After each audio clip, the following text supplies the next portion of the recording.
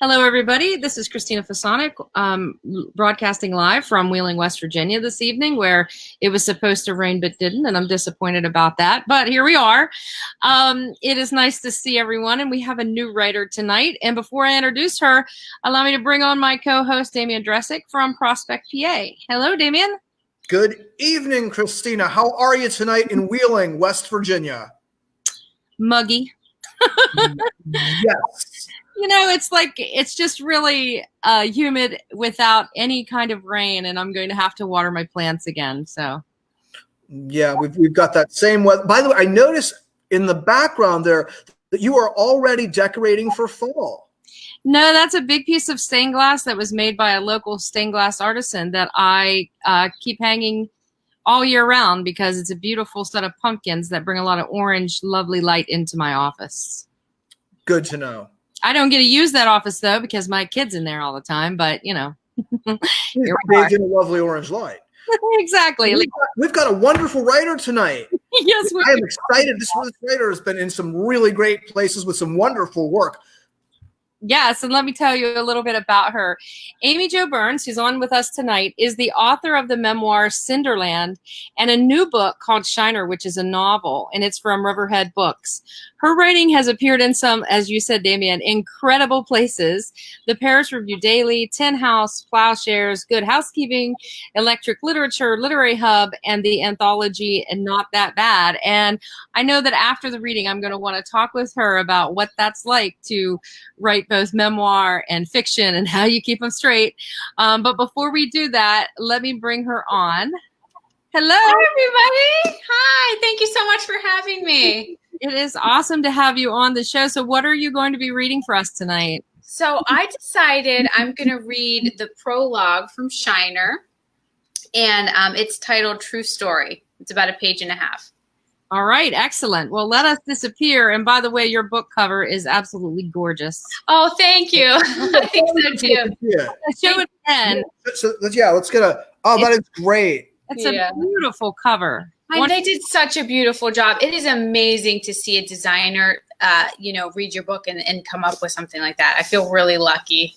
Absolutely. And as much as we don't like to admit it, people do buy books based on their covers. They sure do. I've done it before. Ooh, that looks good. It's about caterpillars. Sure, I'll read that. Yeah. Whatever. It is a beautiful cover. Anyway, so we are going to disappear, and we'll be right back when you're finished. Sounds great. See you then. So this is True Story. Making good moonshine isn't that different from telling a good story. And no one tells a story like a woman. She knows that legends and liquor are best spun from the back of a pickup truck after nightfall, just as she knows to tell a story slowly, the way whiskey drips through a sieve. Moonshine earns its name from spending its life concealed in the dark, and no one understands that fate more than I do. Beyond these hills, my people are known for the kick in their liquor and the poverty in their hearts. Overdoses, opioids, unemployment. Folks prefer us this way. Dumb-mouthed with yellow teeth and cigarettes.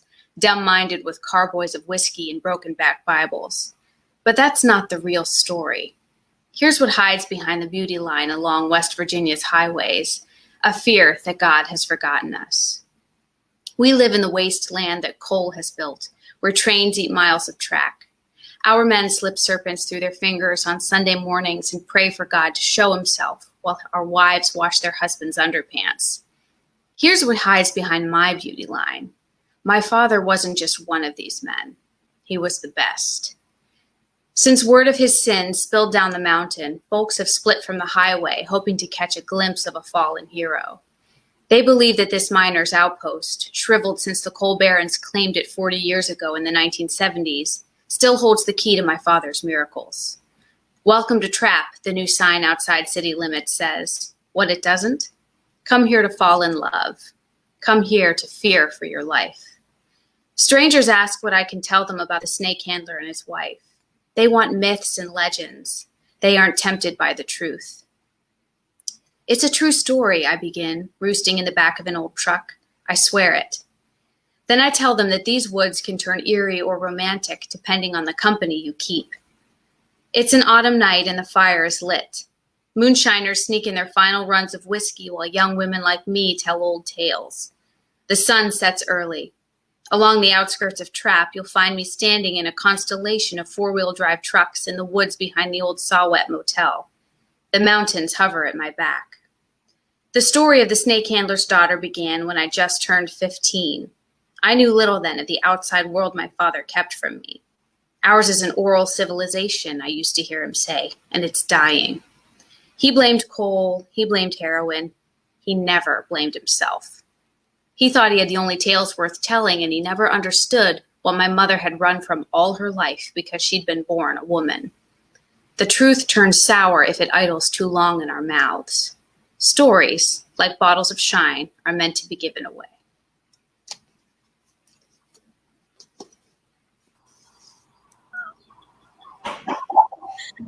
That was amazing. Thank you. This is a Penguin book, right? Yes, it is. So Riverhead is a division of Penguin Random House. Yes. So, do you have plans now, or is it already available for audio? Yes, it's available. Catherine Tabor narrated it. She's wonderful. She added so much to it. It's so cool to see your book have this new dimension to it. Yeah. Oh my gosh, that was amazing. And relates, I think, quite well to Damien's most recent project with your book, Patchtown, because he writes about coal mining as well, and just that coal country experience in that part of PA. Mm-hmm. I do, but man, like that's true. But before anything else, that was outstanding. It was so very the Randy Moss of coal country fiction. I mean, that was like inspirational as a writer. Like, you hear this and you're just like, it makes you want to go out and write, because maybe there's like a 1 in a million chance you can achieve a miracle like that. That was just wow. Well, thank you so much. And I'll tell you, what I just read was like the last part of the book I wrote. It kind of came together out of years of work and then moments of desperation. You know what I mean? So usually that's what happens with me, is I'll sort of be like, well, I got to throw this whole book away, and then something will kind of help it come together. So thank you so much. No, yeah, it had that flavor, that really hard-won spontaneity, that breeziness that is like roosting in that truck. Like, Yes. There's so much work went into like that. It was like a little diamond. It was so, I'm blown away. And I think, and you guys will probably relate to this too, I really wanted to find a way to catch the mood of what it was like to share stories when I was growing up. And so much of that was from the back of somebody's truck or around a campfire or something like that. I wanted to write a story that felt like you were listening to it. Because that, for me, it was kind of how I grew up hearing stories. That was amazing work. Thank you so much for sharing that with our viewers. Thank you. Happy to do it. I agree. And I love that line too, the roosting in the back of the truck. But I wanted to tell you, I love your verbs. Oh, thank you. They were just exquisitely chosen and really quite wonderful. I cannot wait to either listen to or read this. And I'm sure your narrator is amazing, but you were very good. And I was thinking, I hope she read her own book. Oh, thank you for saying that. It's fun to read it out loud. So I have one question before we sign off tonight. Yeah. This is a question that I always ask people who write in more than one genre. Mm-hmm. Did you have trouble sort of with your memoir, and then now you have this novel? Was it difficult to sort of? I know they overlap. I teach both genres, but can you give our readers or watchers any sort of advice on how to stay the course when you're doing one or the other, or do you have to? Yeah. So for me personally, I never thought I would write a memoir, and it just happened that when I was sitting down to write, everything that was coming out of me was true. And it really puzzled me for a long time. Yeah, cool. I think for me though, I'm so glad that I wrote the memoir first, because I just feel like it just set such a groundwork for me to go on and tell all kinds of stories. And it's a good, I think, centering thing for me to come back to be like, I know like what is true. people have all kinds of different opinions about where that line is. And you kind of have to draw it for yourself. For me, I draw that line pretty clearly. And I know pretty much from the beginning of what a project is going to be, just based on how I'm feeling. Because I think there's something that's going on in here that brings a certain project to me. So I'll kind of know if there's something from my past that I want to process on the page, or if I'm imagining. And that's, the analogy that I like to give is that I think that, fiction lives on the horizon of experience, and memoir is kind of like in the rearview mirror, but it's always me driving the car, And so, but I think it's important, most of all, that your reader knows they can trust you. So when you say something is true, yes, it's true. And then when you say, okay, this is fiction, then they know. And then that they kind of can trust you to take them wherever you want to go. But I think when you're drafting, if you don't know, it's okay to not know. I mean, I think for me, when I start a project, there's more things that I don't know than I do know. And that helps you end up at kind of, I think, an exciting place for yourself, and hopefully for the person who ends up reading your essay or whatever. And I really enjoyed being able to do both genres, because I think that they are in good conversation with each other about different topics just from my life, or